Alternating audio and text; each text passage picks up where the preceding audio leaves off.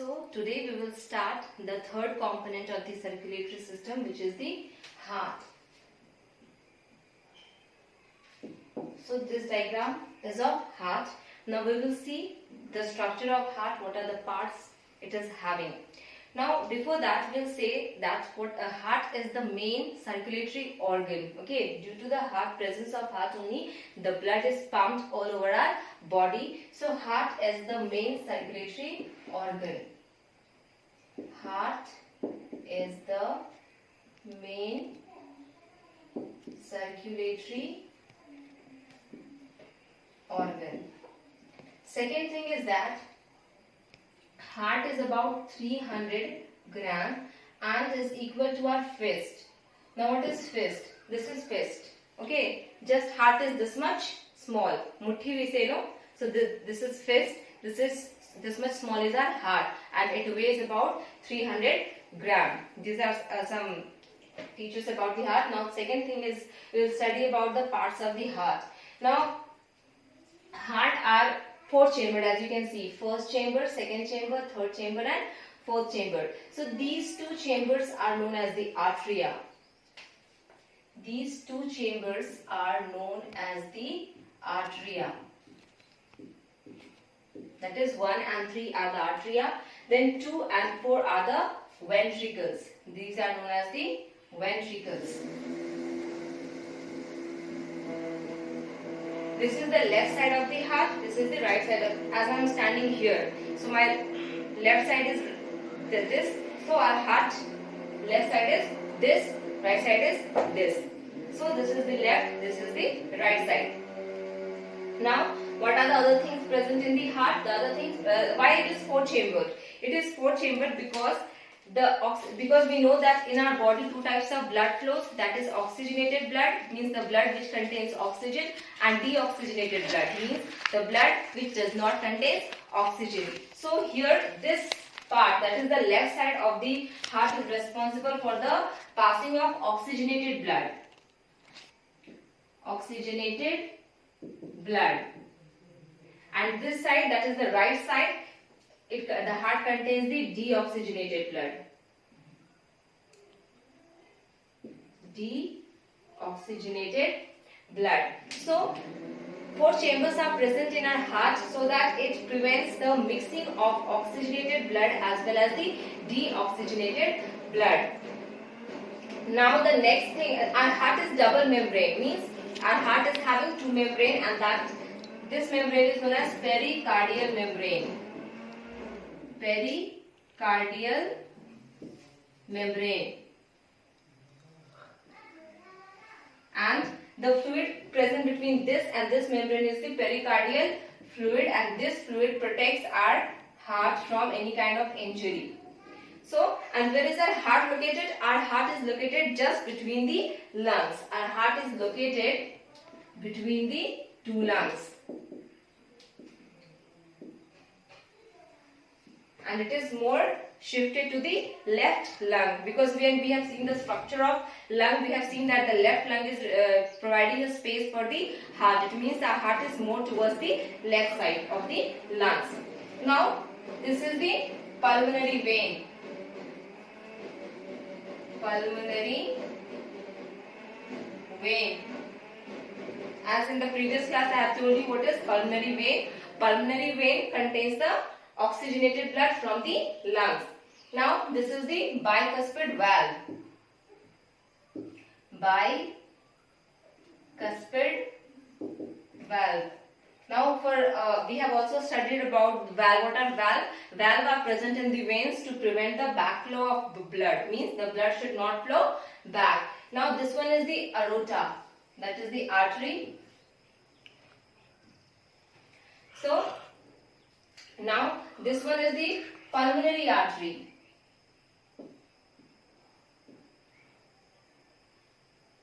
Pulmonary artery. These two are vena cava, and this is the superior vena cava. Superior vena cava, and this is the inferior vena cava. Inferior vena cava. So these are the parts, and this one is the tricuspid valve. Tricuspid valve.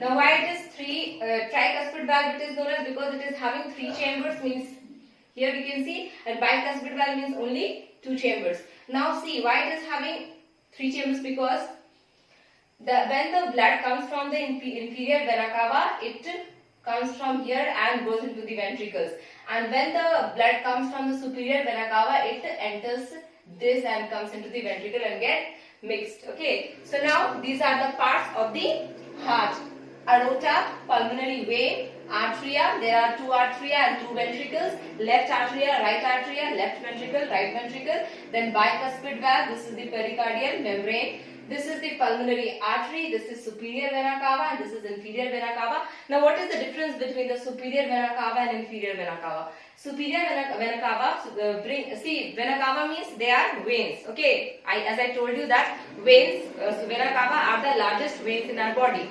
So superior vena cava and inferior vena cava are the 2 types of veins.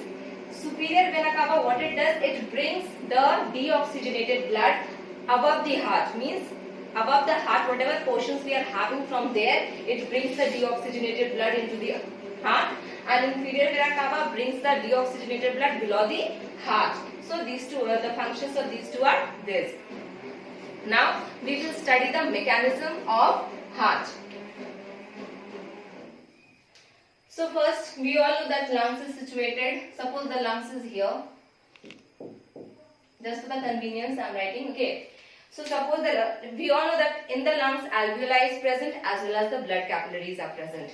So when there is exchange in the respiration, we have studied that there is exchange of gases between the blood capillaries and the alveoli. So what happens when the alveoli supplies the oxygen to the blood capillaries in return supplies the carbon dioxide to the alveoli, so that carbon dioxide goes out of the body and then oxygen would come again. So this is how alveoli exchange the blood from the gases from the blood capillaries.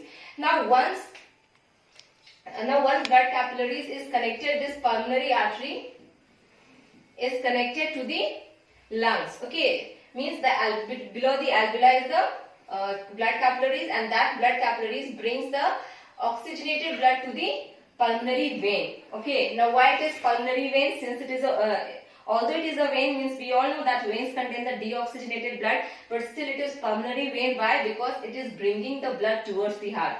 So that's why it is known as vein. Now what I said, from the lungs, the blood is coming to the pulmonary artery. And which blood is coming? That is oxygenated blood is coming. Oxygenated blood is coming. Now when the blood has entered into the pulmonary vein, from the pulmonary vein the blood goes into the arteria. Okay, so when the blood goes into the arteria, there is contraction in the arteria, means arteria contracts, and due to that contraction this bicuspid valve opens like this side it opens. So when it opens, the blood directly pumps into the ventricle. So when the blood pumps into the ventricle, then this is the aorta, as I said. From the aorta it goes into the body tissues. Here are the body tissues. So what it does, from the pulmonary vein, pulmonary vein takes the blood from the lungs. Then through the pulmonary veins, the oxygenated blood enters into the arteria, and when the arteria receives the blood, it contracts, and due to that contraction, the bicuspid valve opens. And when the valve opens, the blood directly pumps into the ventricle. And how with pressure, with high pressure, it's pumped the blood, and that blood goes into the aorta, and from aorta, the blood goes into the blood tissues. So till here, the oxygenated blood comes.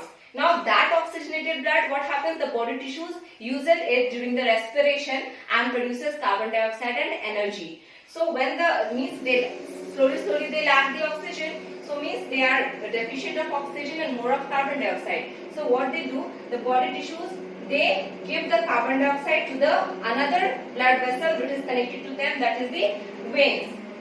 Okay. So what body tissues the body tissues provides the carbon dioxide or deoxygenated blood, means the blood which is not having oxygen, to the veins. So veins, what it does, it takes the blood, deoxygenated blood, to the inferior vena cava from the lower body parts, and then to the superior vena cava from the upper body parts of the heart, and both the blood enters from the tricuspid valve into the ventricle. So it means when the blood is received by the atria, then that atria contracts and tricuspid valve opens and it enters into the ventricle. Now from ventricle, the deoxygenated blood goes into the pulmonary artery. From pulmonary artery, then again it is connected to the blood capillaries, and that blood capillaries it goes in again into the lungs for exchange, means providing the CO2 and taking the oxygen. So this is the whole mechanism. So now we have seen the mechanism of pumping of heart to the whole body. Okay, pumping of heart is pumping of blood. Okay, from the heart to the whole body, and from the body to the again to the heart, and then to the lungs. So how it happens? It happens to the contraction of the heart. Means how the heart, when the heart contracts, it pumps the blood into the ventricles, and then ventricles again through that contraction sends it to the aorta, and from aorta the blood is received by the body tissues, and then again from the body tissues the deoxygenated blood is again received by the arteria, and there arteria and ventricle contraction occurs, and that contraction it goes into the pulmonary artery, and from pulmonary artery it goes again into the lungs for the exchange of gases. Now how that contraction occurs, we'll know about that. So here I have just drawn the rough diagram of the heart. These two are the artery and these two are the ventricles. Now in the upper portion of the heart, sinoarterial node is present. This is the sinoarterial node. Sinoarterial node. Where it is present? It is present on the right side of the heart, and which part? On the atria. Now again here, just between the ventricle, lining of the atrium and the ventricle is present the arterioventricular node.